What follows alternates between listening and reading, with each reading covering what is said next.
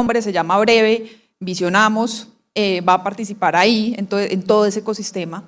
Estos dos temas podemos decir que son las políticas públicas, la regulación y los modelos de negocio más innovadores en el sector financiero, en los últimos 20 años y dentro de los próximos 20 o 30 años. Y eso ya creo que les tiene que decir mucho. Yo sé que algunos de pronto ya tienen hambre, calor, pero quiero motivarlos para que se queden, porque también lo que hoy quiero mostrarles es esas finanzas abiertas que empieza y que va a ser una regulación, y que pues ahorita les voy a contar un poco más sobre todo esto, que ustedes dirían, no, es la superintendencia financiera, de pronto no tiene tanto que ver conmigo. Resulta que tiene que ver todo con ustedes, tiene que ver con todos los sectores económicos de la economía y con todos nosotros como personas. Y es muy importante que todos nos familiaricemos. Hoy les voy a hablar de algunos conceptos. Uno de esos es finanzas abiertas, y cuando a uno le dicen, yo me acuerdo hace como 4 o 5 años, me dijeron, no, los modelos de finanzas abiertas, fintech, decía, ¿y qué es finanzas abiertas? Yo creo que a todos se nos ocurrió, yo decía, ¿es que van a dar créditos gratis? ¿O qué? ¿Van a abrir las finanzas? ¿Qué es eso? Pues bueno, como todo en la vida, le ponen los nombres raros, pero básicamente las finanzas abiertas, y pues vamos a empezar primero a hablar de algo muy importante, y es por qué este modelo surge ahorita. Pero lo primero es que en los últimos 15 años hemos venido viviendo unas transformaciones muy importantes.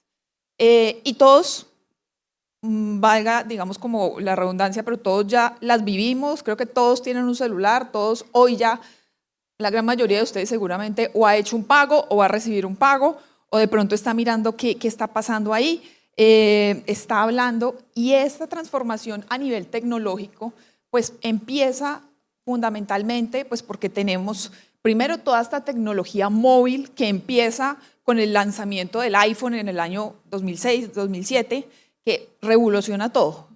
Pero ¿revoluciona en qué sentido? En que trae a ponernos sobre la mesa algo que es tan importante, y es la economía de las apps, de las aplicaciones. Todos tenemos miles de aplicaciones, e incluso ya hay muchos modelos donde las aplicaciones en últimas juntan servicios para que sea mucho más eficiente. ¿Eso qué ha hecho? Que junto a temas como el Internet 3G, 4G, que ya está pues acá en Colombia, y el 5G, que recientemente ya empezó todo este proceso, pues se hizo la subasta, lo que hace es que la transaccionalidad aumente mucho más. Y nuestra vida, nuestras operaciones, la economía ha pasado mucho de lo físico a lo digital. Cuando tenemos eso, pues en lo digital hay una gran ventaja frente a las operaciones físicas, y es que tenemos mucha mayor posibilidad de dejar rastro, dejar registro. Ana María le mandó esa plata a Adriana a través de este canal a tal hora, ¿sí? Es muy diferente al efectivo, por ejemplo.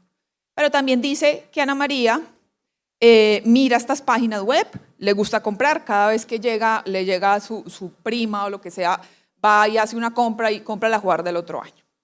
Por un lado, tenemos esto. Tenemos también una regulación. Yo hoy les voy a hablar, esto ha pasado a nivel internacional, pero por ejemplo les voy a hablar un poquito acá en Colombia. Es una regulación que ha cambiado y que ha entendido también que llegó la digitalización para quedarse, llegaron nuevas formas, nuevos modelos de negocio.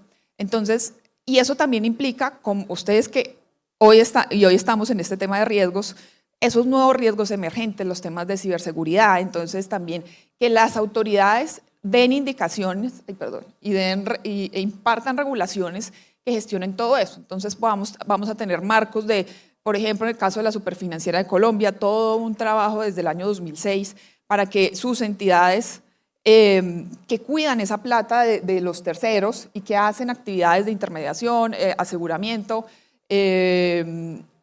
y todo el tema del mercado de valores, pues implementen unos altos estándares de seguridad de la información, ciberseguridad, además de lo riesgo operacional que ya conocemos, pero también un Estado que ha reconocido que hay nuevos modelos.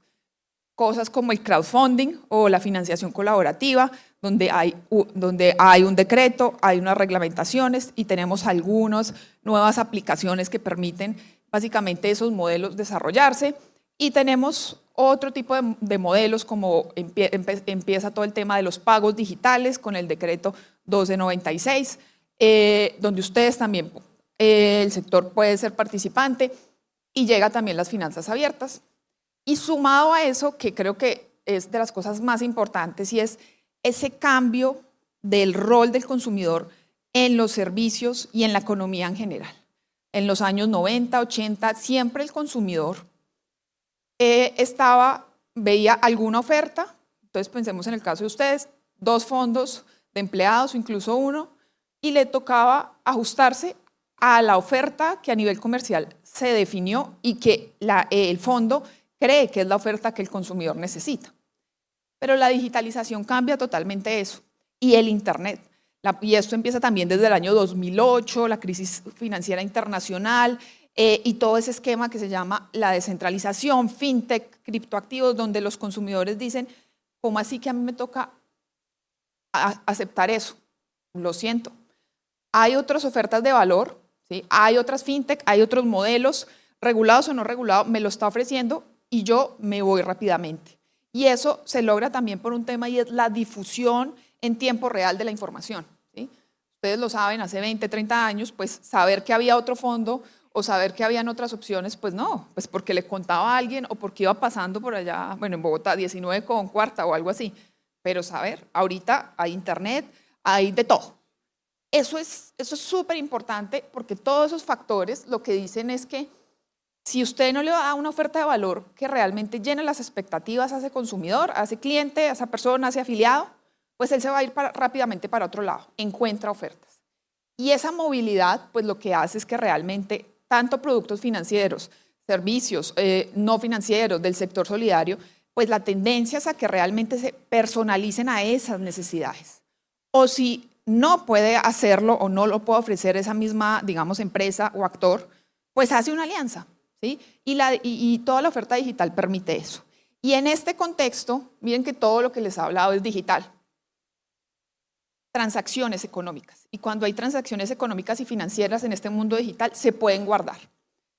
¿Qué siempre ha ocurrido? A mí me encanta este ejemplo, pero es, ¿qué pasa con, por ejemplo, el historial, mis transacciones crediticias, o yo he sido juiciosa, pagado cada mes, mi crédito? ¿Qué pasa con todo eso cuando de pronto quiero no estar más con esa entidad o ese fondo que me está ofreciendo un crédito, me quiero ir a otro?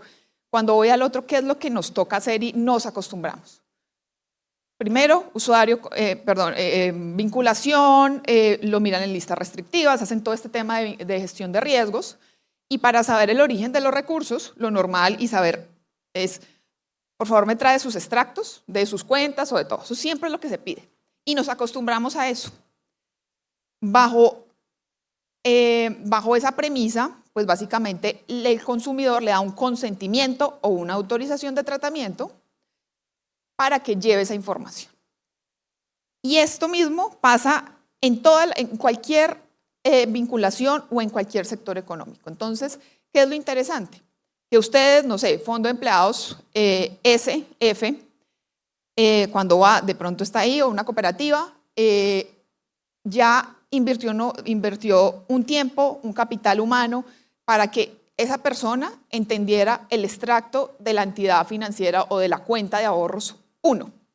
Invirtió otro tiempo para que entendiera qué dice el extracto de otra entidad. ¿Por qué? Porque todos los extractos financieros son diferentes, ¿no? O sea, eso es así.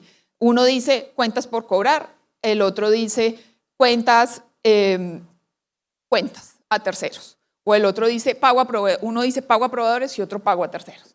Entonces, esa información y el lenguaje y los canales a través de los cuales la pasamos o se puede transmitir de un lado A a un lado B para que me facilite mis operaciones, para que me conozcan, en este momento y está escrito así. Cada quien maneja su estándar, básicamente. Y hoy creo que van a quedar cansados, pero de buena medida les voy a hablar de estándares. La tecnología, precisamente, y el modelo de Open Finance, lo que va a decir, o de Open Data, es, oiga, hay registro de información, el consumidor es el dueño del dato, pero tenemos estos caminos cruzados, complicados. ¿Qué pasa si más bien generamos un solo estándar? Y esos son Yo les voy a hablar de varios conceptos y ahorita se los explico, pero en el término general es finanzas abiertas. Y las finanzas abiertas vienen como un modelo de negocio fintech o de innovación tecnológica y financiera que se empieza a hablar por primera vez con ese nombre. De hecho es banca abierta porque está solamente para las entidades bancarias. Finanzas abiertas incluye todas las otras industrias financieras.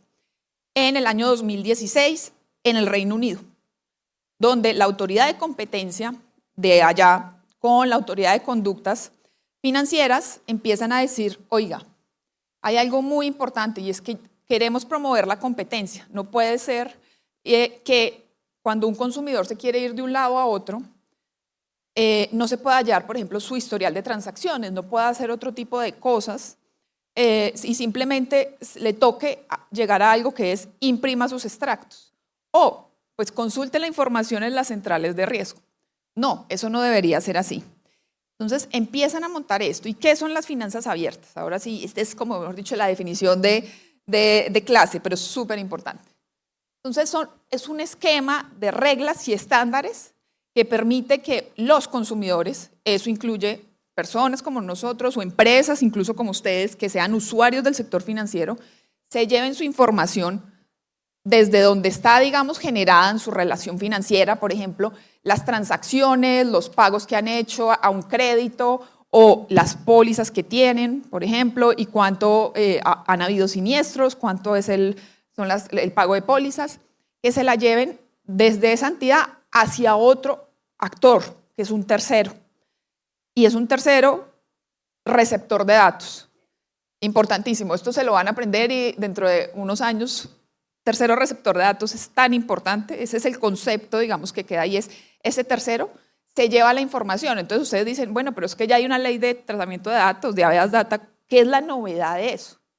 Pues la gran novedad es que hay un estándar y hay unas reglas, llamémoslo así, y es el Estado reconoce que el dato, muy importante, el dato es de nosotros, de hecho, vamos a artículo 15 de la Constitución Política, los ciudadanos son dueños de sus datos.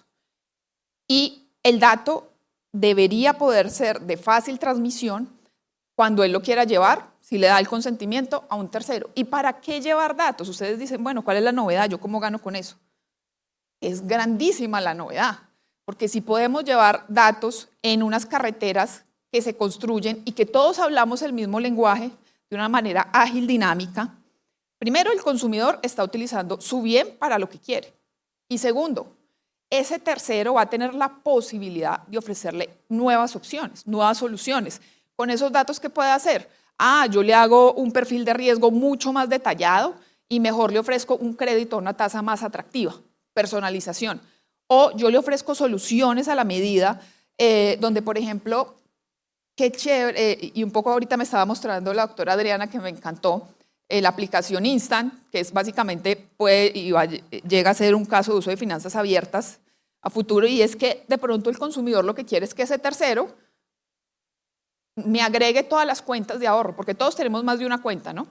¿Qué pasa si me agrega todas las cuentas de ahorro y con esa agregación yo realmente sé cuánto tengo? Pero todos hemos olvidado 100.000 pesitos que tenemos en una cuenta, o hemos olvidado incluso, o la hemos dejado abierta y resulta que firmamos que había una cuota de manejo y después negativa, ¿no? Y por eso está uno reportado.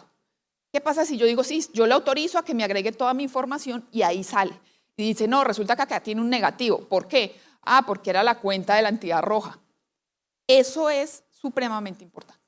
Y esas finanzas abiertas, precisamente esos datos, importantísimo. Esas reglas, en Colombia, pues el gobierno nacional, ya ahorita hablamos un poco de la regulación, dijo, es importante. Y es importante ¿por qué? Porque los datos son de los consumidores. Entonces acá también se quita un estigma o una cosa que se empezó a crear en todos los sectores económicos y especialmente en el sector financiero es, un momento, esos datos, ese listado de clientes y sus características son mis datos y son mis clientes. Todos lo hemos escuchado. O incluso ustedes también dicen, no, yo tengo este fondo, son mis afiliados, todo. Pues resulta que no. Los datos son del cliente. El cliente sí puede ser suyo, pero los datos son del cliente. Y esa es esa revolución. Ahora, las carreteras, y lo vamos a ver un poquito más adelante, los estándares se definen y llamémoslo, esto se llama como un plan maestro, esto es como un plan maestro, un poco es cuando hay unas carreteras que se tienen que construir, el Estado está diciendo, mire, cuando usted, fondo A, quiera traerse, o cooperativa A, se quiera traer la información del banco 1, 2, 3, 4, entre ustedes dos tienen que construir la carretera de esta manera. El lenguaje de la información tiene que ser así. Y las reglas de seguridad, que es tan importante para que no haya un hackeo, temas donde no se confía en el sistema, son estas, son las más altas.